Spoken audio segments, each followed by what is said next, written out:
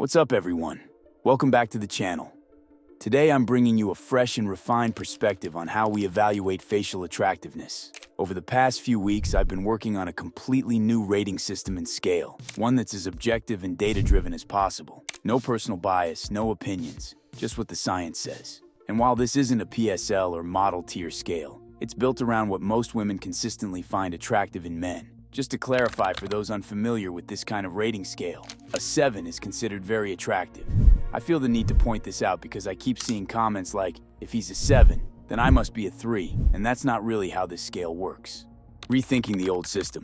Most existing rating formulas usually break things down into 4 basic categories: harmony, miscellaneous features, dimorphism, and angularity. But lumping everything extra into a vague miscellaneous category, that's lazy, especially when dimorphism and angularity are highly specific. That's why I'm introducing a 5th category, sex appeal. And no, this isn't subjective. It's a measurable set of traits found in men who are considered highly appealing to women and backed by scientific research. Think lip thickness.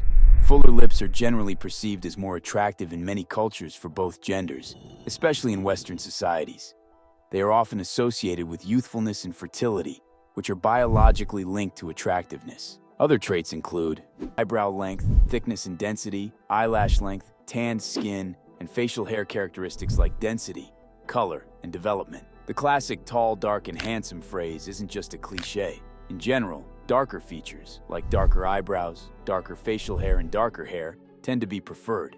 Of course, that doesn't mean lighter-featured men can't be attractive, but we're talking about, on average, what is the most preferred as well as trends backed by data here. Just to be clear, this refers specifically to facial sex appeal, not your overall sex appeal. Let's address 2 possible questions you may have.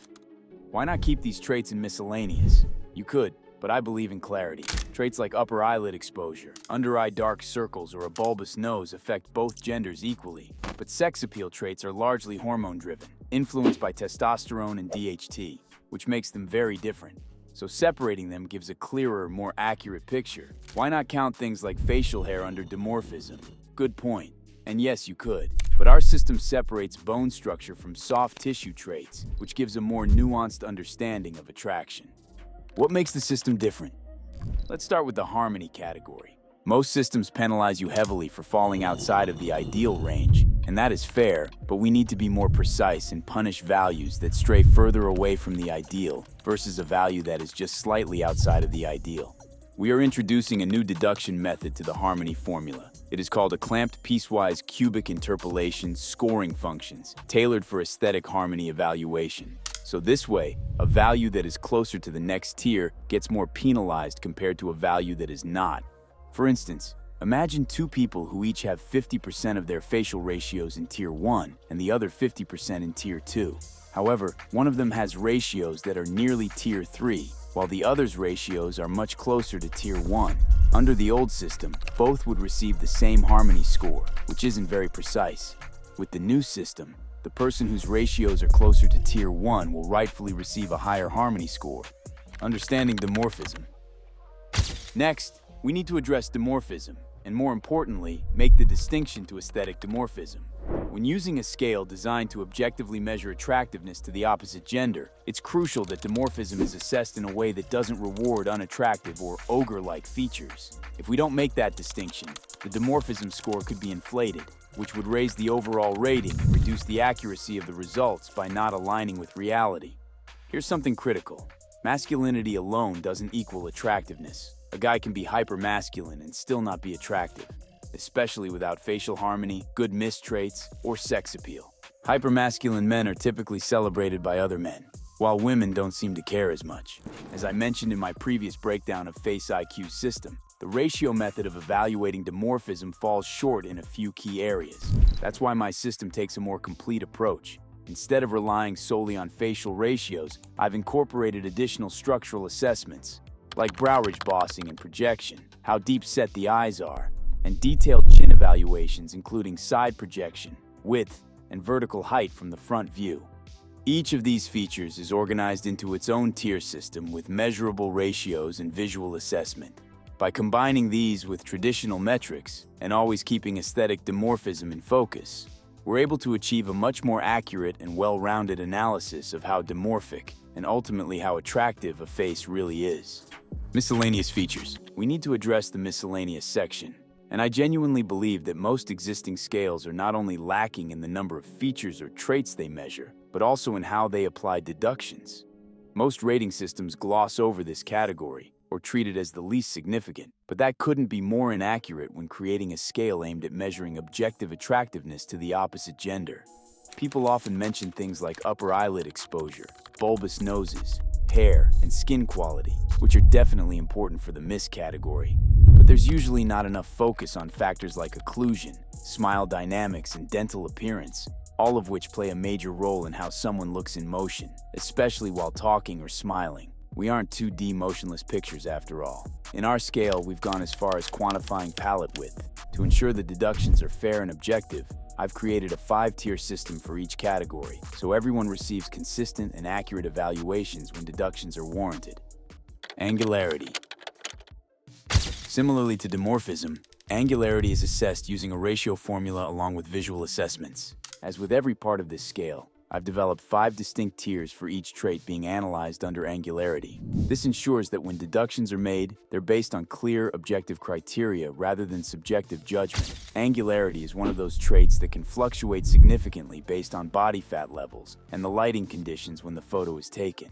That's why, when evaluating Angularity, we always consider the individual at their peak. Physical SMV. Now here's a big change. Status is no longer part of the SMV score. Why? Because most people I rate, actors, athletes, models, and some internet influencers, already possess a significant level of status. And in most cases, that status is celebrity level. We're focusing on raw physical attractiveness because that's what truly drives desire, not clout or money. This also gives us a chance to show how height and physique factor into your SMV. Black pill narratives love to say face is everything, but that's not true. Your body, your proportions, your build, they all matter. And muscle mass in particular plays a much bigger role than most people realize. And before the black pill crowd jumps in claiming that frame is all that matters, yes, frame is definitely important. But without a solid amount of muscle mass, you're simply not maximizing your sexual market value.